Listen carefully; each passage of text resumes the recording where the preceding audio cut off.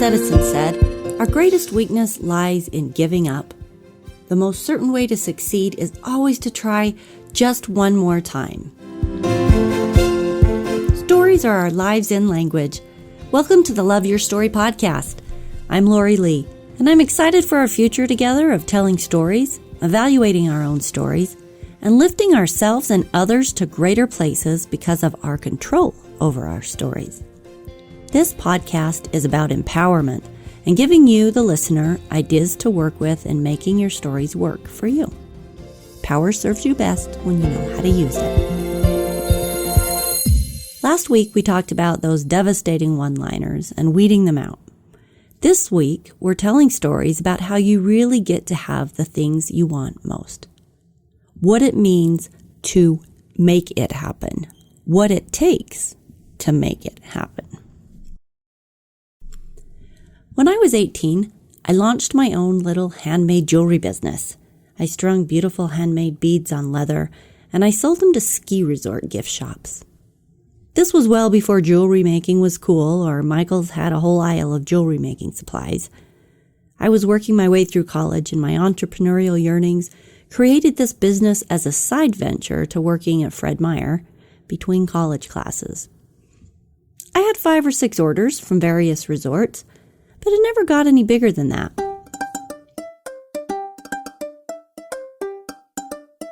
When I was a stay-at-home mom, I launched a fun business of designing personalized candy bar wrappers for birthdays, weddings, any party or event.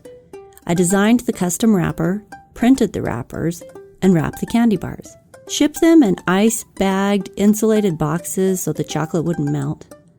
I put all the money into the software, the design training, and the production, but fell short of putting in the marketing dollars needed. So my return on investment was a handful of orders from neighbors and friends, a newfound skill of design, an iMac, a high-end paper cutter, and cases of candy bars.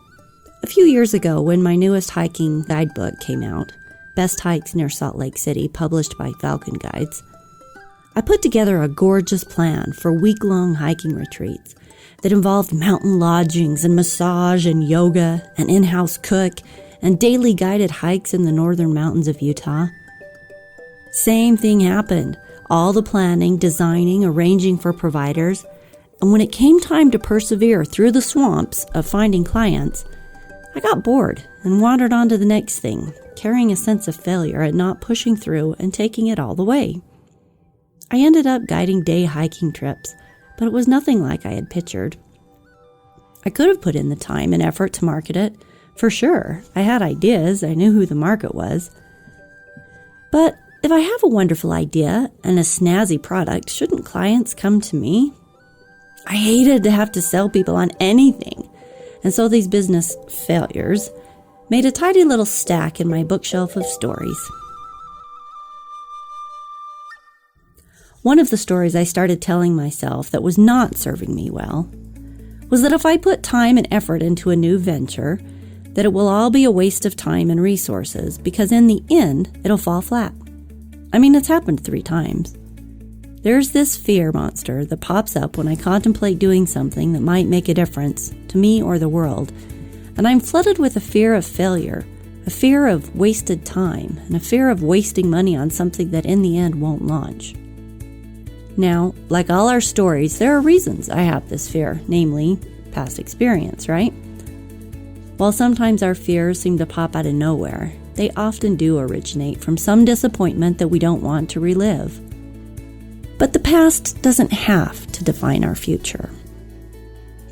The other day I was looking through a post that Lewis Howes, a popular podcaster and New York Times bestselling author, wrote about how he got his book on the New York Times bestseller list. It was a tremendous list of hard work, networking, selling, finagling, upselling, and going the extra mile to market his own work.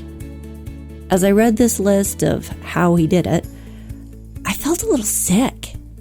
Holy cow, it was so much work. I always leave it up to my publishers to promote my books. I mean, really, isn't that their job? But I couldn't deny that reading about all the work that he went through to get his book to go big was a price he was willing to pay to reach that milestone. I began to realize that if you want really big things, you don't wait for somebody else to do them. You don't drop the ball when it comes to promoting your idea. Now, that seems like a no-brainer, but I saw it in this way that shed the light of responsibility on me.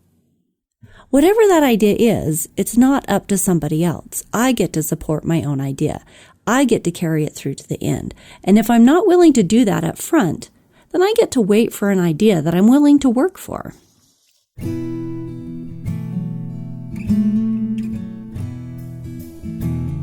My stories of failure were suddenly challenged by the realization that I dropped the ball, and I didn't have to. It was something I could control. Now, if I can control it, then I don't have to be afraid of it. I didn't have to be afraid of investing in myself or looking silly or wasting time, because without the fear, you would just keep pushing it through to the top. You push, as Thomas Edison said, one more time. And he would know, story has it, that as an inventor, Thomas Edison made 1,000 unsuccessful attempts at inventing the light bulb. When a reporter asked, "How did it feel to fail 1,000 times?" Edison replied, "I didn't fail 1,000 times. The light bulb was an invention with 1,000 steps." Find a new outlet, a new resource, a new contact. It's up to me. It's up to you. If we want our ideas to go big, we don't get to give up on ourselves. Here's my question to you.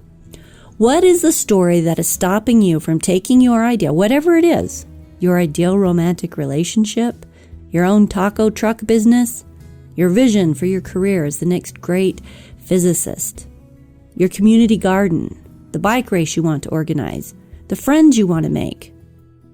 What is the story that is feeding your fear and stopping you from going for it? Pushing past the "I'm going to fail, so why bother" voice that tries so hard to keep us all in a space of mediocrity and smallness. I know, it feels real. The story feels like truth. But what if that excuse wasn't there anymore? What if? Nelson Mandela said, "It always seems impossible until it is done." What if the stories you gave space in your head for were stories and visions of you accomplishing this thing you really want? Maybe it feels impossible right now at this moment, but today's ceiling is tomorrow's floor. One step at a time, we create. One step at a time, we create. And before we will take that step, we have to believe or have faith that our efforts will bear fruit. All creation starts in the mind with an idea, and then with a belief in that idea. And then with enough faith, we begin to take that first step, and then that second step, and then that third. And that's how everything man-made was ever created. You see your refrigerator, your car, the building across the street, your favorite coffee shop, the book you're reading. All these things were created in this way, first as an idea, second as a belief in the idea, and third with the steps to make it into something concrete.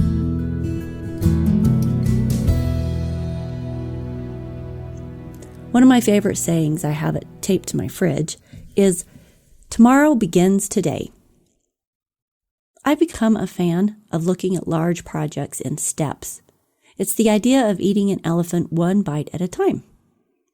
Today we get to plant a tomato seed, and tomorrow, with enough care, we get to sow tomatoes.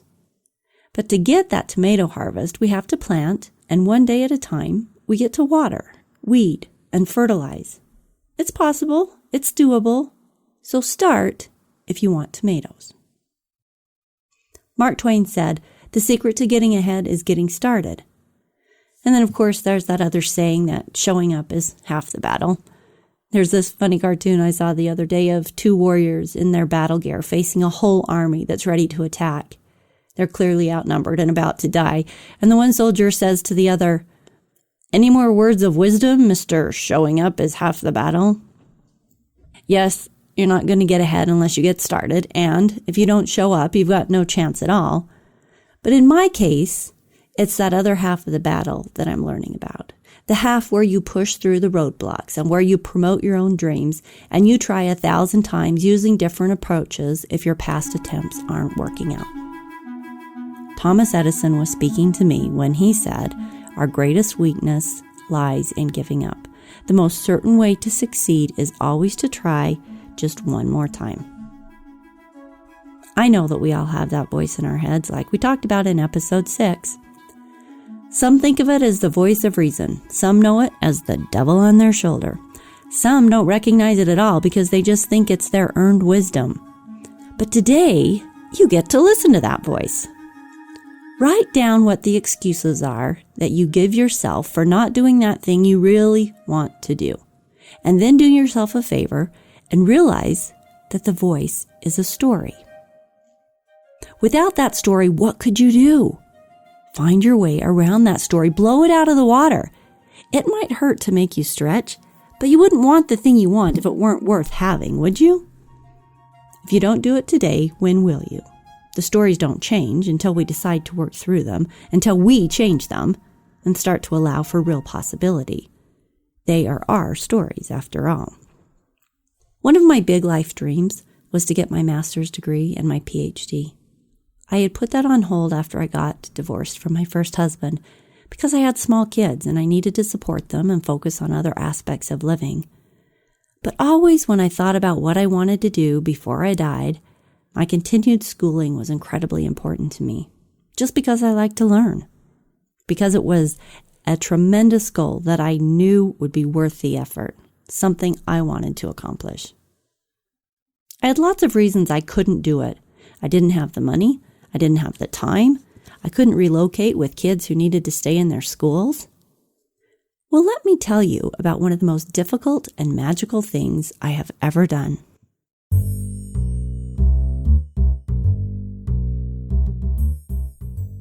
I think it was Facebook. I get a message from a high school friend, a dear friend I hadn't seen for many years, and she's inviting me to be her +1 for her high school reunion. She'd recently been divorced and didn't want to go by herself, so I was the lucky gal to be her escort. We spent the night catching up, and she told me she was working on her master's degree. Wonder of wonders, she was in the exact same program at the exact school that I had planned to apply for.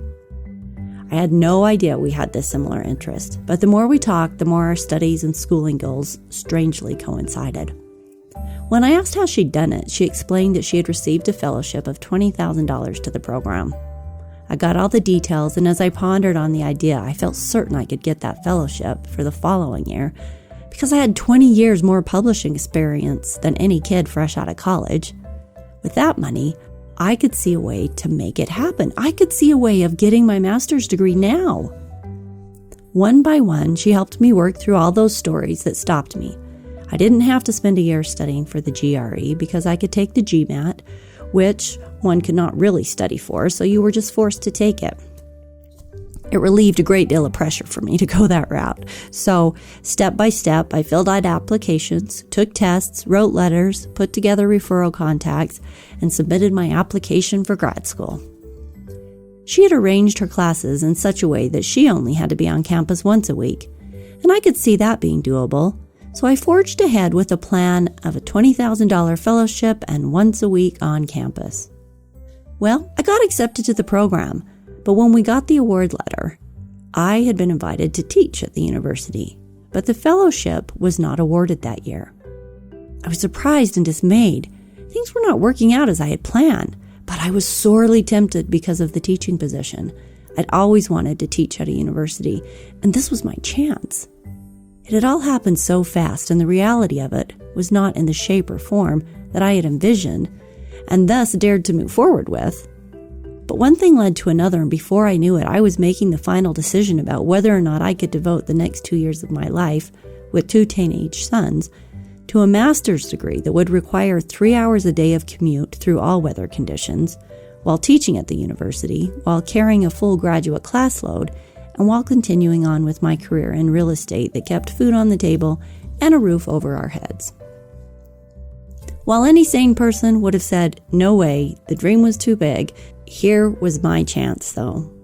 So, I did it. I plunged in, and every day for the next 2 years, I counted minutes. If I stopped for gas at the gas station 5 miles before the university, I could pee while the gas tank filled and then hit the road. And if there was not traffic, I would arrive on campus if I could find parking with just enough time to walk up the hill and arrive at the English department building with 2 minutes to spare. My whole life was scheduled this way.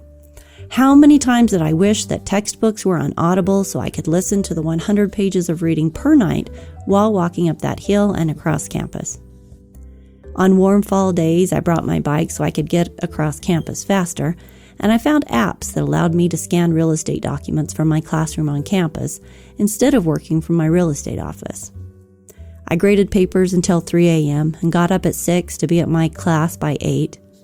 It was one of the hardest things I've ever done, but I did it, and I graduated before most of the other 20-somethings that started the program with me, who did not have kids or jobs or commutes.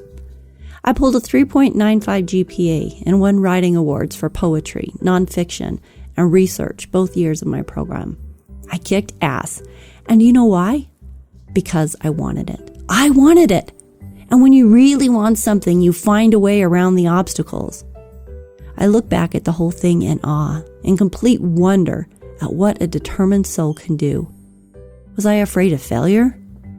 I had no idea how I was going to pull it off. It was a complete act of faith. I believed in myself. I knew of my intent and desire. And on the first day of school, as I'm driving my 1.5-hour drive, I'm having an internal freak out about, oh my gosh, God's just waiting for me to make a mistake and all of this is going to get pulled out from under me. And I don't even know where that thought came from. But it was quickly replaced with another thought that said, God is not waiting for you to fail so he can take things away from you. He is your support. He is there to help you do what is not possible for you to do on your own. And I knew that it was true. And I changed my thought process and I found peace. But I still had no idea how it was going to unfold and what price I would pay. I just knew I was going to make it happen. When the voice pops up and says, "What about failure?" Well, life is messy. I don't know anyone who likes failure. But what do you think of the idea that failure is a portal? Yes, a portal. Failure is a window into what to change, how to do something different in the future, a window into our own strengths and weaknesses, a window to the world around us. Brené Brown, I've mentioned her work here in episode 2, is a researcher and a New York Times best-selling author on the topics of shame and vulnerability. In her book, Standing Strong, she often refers to the people who are in the arena, falling flat on their faces as they tackle challenges, trying new things and picking themselves up, licking their wounds and trying again. She calls these people the badasses. The folks on the side safely watching and criticizing, those are the cowards, the ones not living.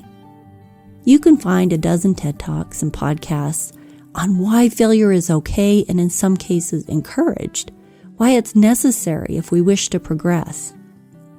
I reiterate the words, nobody likes to fail. It hurts. It sucks. It can be embarrassing.